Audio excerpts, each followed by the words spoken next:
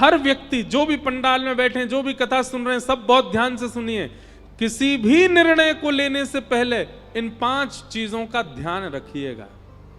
सबसे पहला, मैं जो निर्णय लेने वाला हूं, मैं जो अभी बात करने वाला हूं, वह धर्म है कि नहीं, वो कहीं अधर्म तो नहीं है।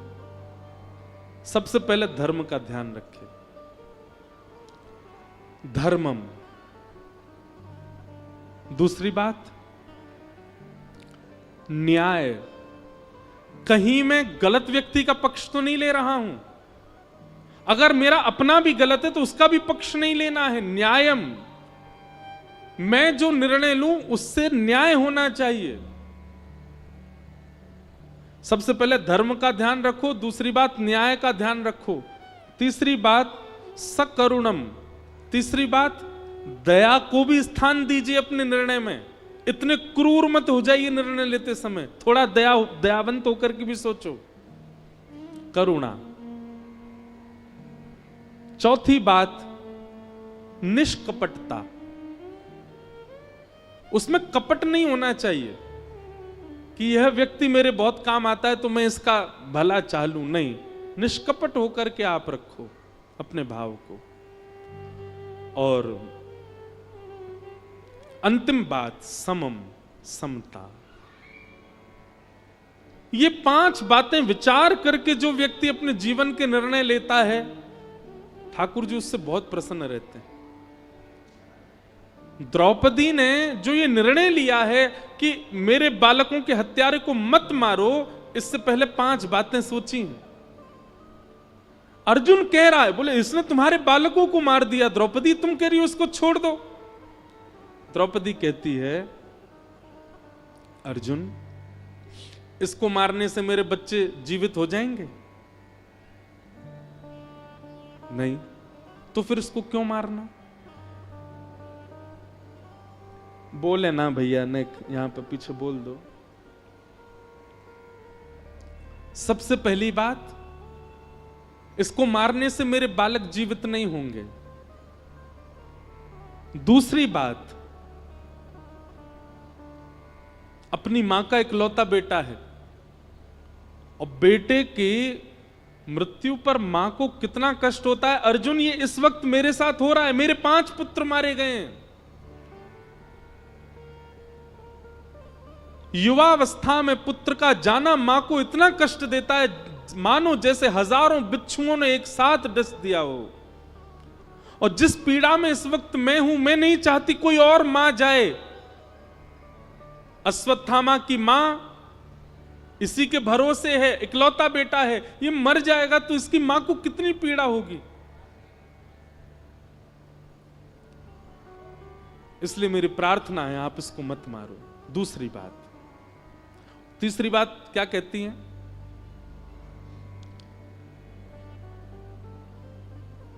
इनकी माता जी के पति को आपने पहले ही मार दिया रणभूमि में, तो इसका मतलब पति नहीं है, केवल पुत्र है। उस पुत्र को भी मार दोगे, वो कहां जाएगी? मेरे पुत्र नहीं है लेकिन मेरे पति तो हैं।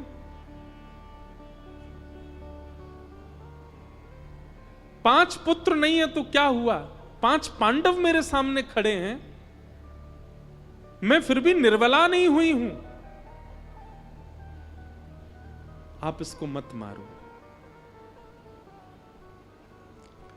द्रौपदी की बात सुनकर के पूरी सभा स्तब्ध हो गई और द्रौपदी ने अंतिम बात जो कही है, यह सुनकर के तो श्री द्वारिकाधीश कृष्ण के नेत्र सजल हो गए। द्रौपदी कहती है, अश्वत्थामा कौन है अर्जुन? हमारे गुरु का बेटा है। और शास्त्राज्ञा करते हैं, गुरुपुत्र गुरु समान होता है। अच्छा, आप लोगों को एक बात शायद पता नहीं होगी, मैं बता दूं।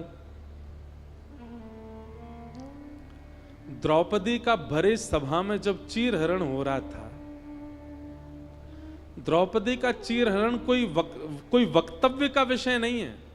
उसको उसका बखान ज्यादा करना नहीं चाहिए मंच से, पर लेकिन फिर भी गुरु कृपा और भगवत कृपा पता चले, इसलिए थोड़ा बहुत ही कहूं।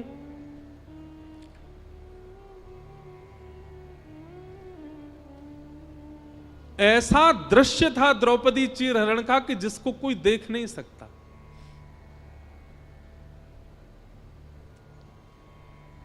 जब दांव पर द्रौपदी हार गई, दुशासन ने केश पकड़े द्रौपदी के। अत्यंत पवित्रात्मा द्रौपदी, जिनका नाम पंच कन्याओं में शास्त्रों में बताया, रोज सुबह उठकर के यदि पंच कन्याओं को प्रणाम किया जाए जिसमें एक द्रौपदी है तो उसका दिन मंगल में होता है। ऐसी पवित्रा द्रौपदी, उसके केश पकड़ करके घसीट रहा है दुशासन भरे सभा में। निर्बला दुर्बला द्रौपदी अपनी रक्षा कर रही है और उसके मन में एक विश्वास है कि मेरे पति मुझे नहीं होने देंगे, ये मेरी रक्षा करेंगे। लेकिन पांचों पांडव अपनी नजर नीचे करके बैठे। दुशासन निर्वस्त्र कर रहा है भरी सभा में। द्रौपदी मन में विचार कर रही है कि मेरे पति मेरी रक्षा नहीं कर रहे। बड़े बड़े आचार्य यहां बैठे हैं, बड़े बड़े मेरे कुल के श्रेष्ठ लोग यहां बैठे हैं, ये मुझे निर्वस्त्र नहीं होने देंगे। अरे कोई अपनी बहू को ऐसे कैसे निर्वस्त्र होने दे सकता है? लेकिन सब नीची नजर करके बैठे थे। द्रौपदी ने अंत में अपना बल लगाया कि मैं क्षत्रिय नारी हूं, मैं अपनी रक्षा स्वयं कर सकती हूं। लेकिन जब दुशासन के बल के आगे द्रौपदी स्वयं की रक्षा भी नहीं कर पाई, तब दक्षिण भारत के एक प्रकांड विद्वान इस बात पर टीका करते हुए कहते हैं कि द्रौपदी ने दोबारा किसी को नहीं देखा। पांडवों को एक बार देखा, उन्होंने सिर झुका लिया, तो पांडवों को दोबारा नहीं देखा। भीष्म पितामह, द्रोणाचार्य आदि जितने भी यहां श्रेष्ठ जन बैठे हैं, इनकी ओर भी एक बार देखा, इन्होंने रक्षा नहीं की, तो दोबारा द्रौपदी ने उनको भी नहीं देखा। तीसरी बार द्रौपदी ने जब अपना बल स्वयं रक्षा में लगा दिया, जब वह भी काम नहीं आया, उसके बाद द्रौपदी ने एक व्यक्ति को दोबारा देखा। किसको? सभा में बैठे हुए कृपाचार्य, गुरु कृपाचार्य। क्यों देखा? द्रौपदी के मन में एक भावना उत्पन्न हुई, ये कौन है? ये गुरु हैं। गुरु की इतनी महिमा शास्त्रों में बताई है, गुरु का इतना भाव शास्त्रों में बताया गया। गुरु गोविंद दोनों खड़े काकेला, कबीरदास कह रहे हैं, बलिहारी गुरुदेव की जो मोह गोविंद दियो बताए। गुरु ब्रह्मा गुरु विष्णु गुरुदेवो महेश्वरा, गुरु साक्षात पर ब्रह्म तस्मै श्री गुरुवे नमः। गुरु के लिए अज्ञान तिमिरांधस्य ज्ञानांजन शलाकया चक्षुरुन्मीलितं येन तस्मै श्री गुरुवे नमः। हर जगह गुरु की इतनी महिमा बताई गई, लेकिन वह गुरु भी नजर नीचे करके बैठे थे। फिर भी द्रौपदी ने एक बार और गुरु की ओर देखा। किया, एक तो आप हमारे गुरु हैं, दूसरे आप आचार्य हैं, और तीसरा आपका नाम ही है कृपा। द्रौपदी ने दूसरी बार जब कृपाचार्य की ओर देखा, तो कृपाचार्य ने नजर उठा करके द्रौपदी की ओर देखा, और द्रौपदी की ओर देखते हुए कृपाचार्य ने केवल एक इशारा किया, भुजा उठा करके एक उंगली उठाई, और एक उंगली उठा करके द्रौपदी को मानो इशारा कर दिया, तू कहां किसके प्रपंच में पड़ी है द्रौपदी? तू किसकी शरण में जा रही है? तू किनसे शरणागति मांग रही है? तू किनसे अपनी मदद करने की भीख कर रही है? तेरी रक्षा केवल एक कर सकते हैं, और वो एक इस ब्रह्मांड के नायक, इस ब्रह्मांड के जगत नियंता, जगदाधार, जगदीश्वर हैं। एक बार उनको पुकार। टीकाकार कहते हैं, अर्जुन 18 अध्याय में जो बात नहीं समझ पाया था, गुरु कृपाचार्य के एक इशारे से द्रौपदी ने वो बात समझ ली। क्या? सर्वधर्मान परित्यज्य माम एकम शरणम ब्रज, सबको छोड़ हरि को भज। तब अंतिम स्थिति में द्रौपदी भुजा उठा करके कहती है, हे कृष्ण द्वारिकावासी देव देव जगतपते, हे जगतपते, हे द्वारिकावासी श्री कृष्ण,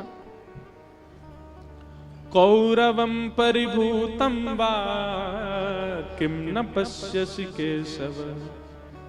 आपको दिखाई नहीं दे रहा है आपकी निर्बला दुर्बला बहन को ये कौरव सब निर्वस्त्र कर रहे हैं, आप चुपचाप कहां बैठे हैं नाथ।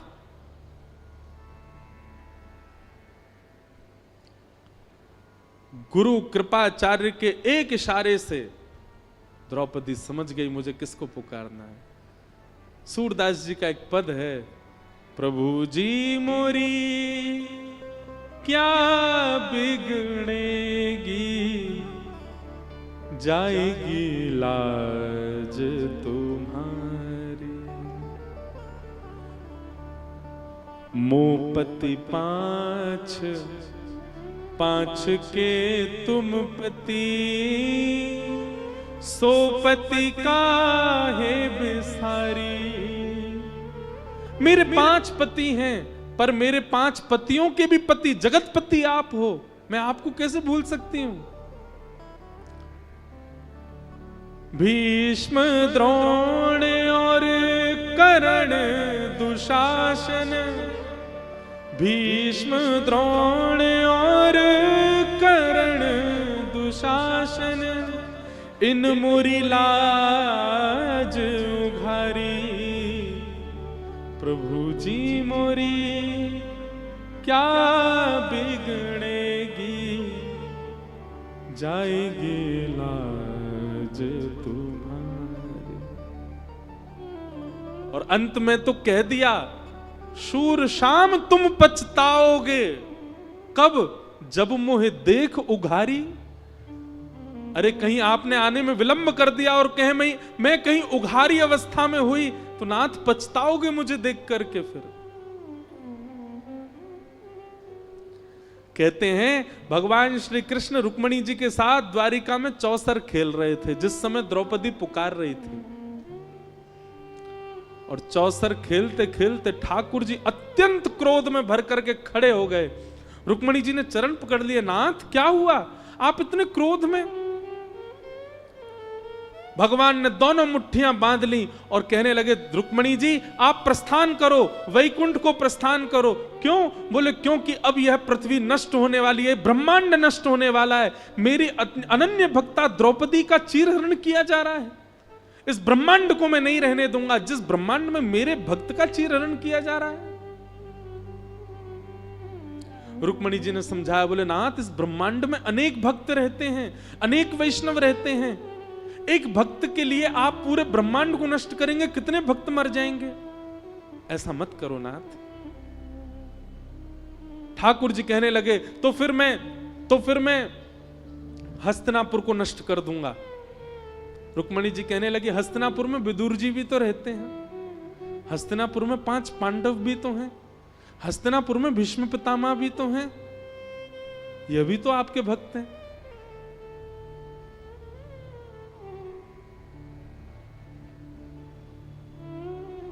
भगवान कहते मैं दुशासन दुर्योधन कौरवों को नष्ट कर दूंगा। रुक्मणी जी बोली, आप ये सब मत विचार करो नाथ, आप तो केवल द्रौपदी की रक्षा करो। और भगवान का एक नवीन अवतार हुआ उस दिन। कौन सा? वस्त्रावतार। ठाकुर जी ने वस्त्र रूप धारण किया। दुशासन की भुजा थकित भई, वसन रूप भय श्याम। ठाकुर जी वस्त्र बनकर के प्रकट हो गए, खींचते। और सुनो बंधुओं, हमारे कृपालु नाथ जिस समय द्रौपदी की रक्षा करने के लिए पधारे थे उस समय द्रौपदी रजस्वलावस्था में थी। उस अवस्था में है जिस अवस्था में स्पर्श नहीं किया जा सकता। पर ठाकुर जी वस्त्र बनकर के आए। स्पर्श की तो क्या कहें, पैर के नख से लेकर के सिख तक भगवान ने अपने अंक में भर लिया हो, मानो द्रौपदी को कोई निर्वस्त्र ना कर सके। वसन रूप भैसा। और एक बात कहें, उसी दिन उसी दिन दुर्योधन, दुशासन, भीष्म पितामह, द्रोणाचार्य, कृपाचार्य, धृतराष्ट्र, इन सबका अंत निश्चित हो गया था। भगवान गीता में कहते हैं, जब अर्जुन सबको मारता है, भगवान कहते हैं अर्जुन मरे मरायों को मार रहा है तू, ये पहले ही मर चुके हैं, मेरी दृष्टि में पहले ही गिर गए थे। बस योजनाएं बनाई जा रही थी कि इसको कैसे मारना, उसको कैसे मारना, बाकी ये तो मरे हुए मुर्दे हैं सब। तो ये बात, ये कथा मैंने क्यों सुनाई आपको? द्रौपदी ने आज अश्वत्थामा को छोड़ दो, यह बात अर्जुन से कहते हुए अंत में कहा कि हमारे गुरु का बेटा है, वही गुरु कृपाचार्य जिन्होंने भरी सभा में मुझे संकेत, भले ही कृपाचार्य कौरवों के पक्ष में थे, पर हैं तो वो गुरु। बंधु, गुरु शब्द बहुत पवित्र है। गुरु व्यक्ति कैसा भी हो, गुरु व्यक्ति का स्वभाव स्वरूप कैसा भी हो, यदि शिष्य की निष्ठा श्रेष्ठ है तो गुरु अपने आप श्रेष्ठ हो जाएगा। गुरु का गुरुत्व शिष्य के शिष्यत्व पर निर्भर करता है। पति का पतित्व पत्नी के पातिव्रत पर निर्भर करता है। पत्नी का पतित्व, पत्नी का पत्नित्व पति के पत्नीव्रत पर निर्भर करता है।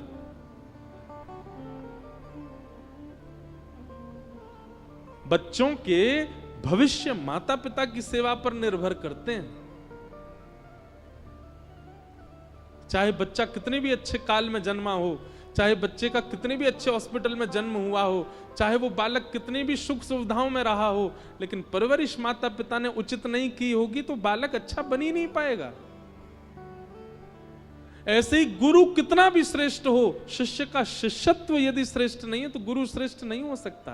कृपाचार्य भले ही कौरव पक्ष में थे, पर द्रौपदी ने उनको पुनः इसलिए देखा क्योंकि वो गुरु हैं।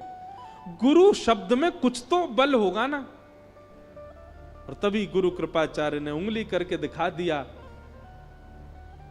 द्रौपदी एक की शरण में जाओ, और वह एक केवल परमात्मा है। आज द्रौपदी अर्जुन से कह रही है, जिन गुरु की वजह से आज मैं अपनी लाज बचा पाई, उन गुरु का पुत्र, उन गुरु को तो महाभारत युद्ध में मार दिया तुम लोगों ने, लेकिन कम से कम उनके पुत्र को तो जीवित छोड़ दो। अरे मेरे ऊपर ही कृपा नहीं की कृपाचार्य जी ने, तुमको धनुष उठाना उन्होंने सिखाया, तुमको बाण चलाना उन्होंने सिखाया, तुमको युद्ध भूमि में खड़ा होना उन्होंने सिखाया। क्या हुआ अगर उन्होंने कौरवों का पक्ष लिया? तो थे तो वो हमारे गुरु। कम से कम उनके पुत्र को तो मत मारो। गुरु के बड़े एहसान है हमारे ऊपर, गुरु की बड़ी कृपा है हमारे ऊपर, अर्जुन उनके पुत्र को मत मारो। यह बात सुनते ही दूर खड़े द्वारिकाधीश के नेत्र सजल हो गए। और आज भगवान ने उपहार के रूप में द्रौपदी को कुछ देना चाहते हैं। कितनी दयालु है, कितनी करुणा है इसके चित्त में।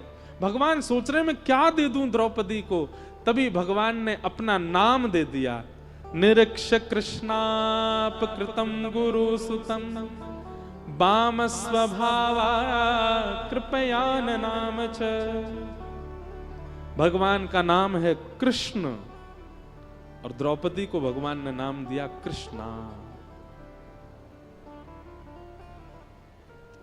ठाकुर जी ने नाम दिया कृष्णा। भगवान ने द्रौपदी को हृदय से लगा लिया। वो कह दिया सबको, बोले आज के बाद द्रौपदी को जो भी देखे कृष्णा कहकर के पुकारे। मैंने अपने नाम से संबोधित किया है। क्यों? मैं दया का देवता हूं। बहुत दिन से दया की देवी ढूंढ रहा था, आज मिल गई मुझको। ये दया की प्रत्यक्ष प्रतिमूर्ति है, इसलिए भगवान ने अपना नाम द्रौपदी को दिया। बोलो भक्त वत्सल भगवान की। भगवान बड़े अद्भुत हैं।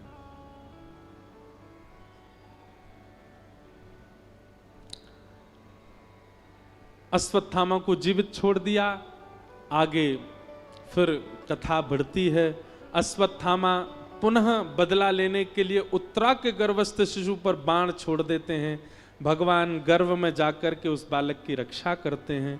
कुंती भगवान की स्तुति गाती है, भीष्म पितामह भगवान की स्तुति गाते हैं, और फिर ठाकुर जी अपनी लीला पूरी करके द्वारिका प्रस्थान करते हैं। पांडव स्वर्गारोहण को चले जाते हैं। परीक्षित राजा को राज्य गद्दी पर बिठा दे, राजा परीक्षित को कलयुग प्राप्त होता है।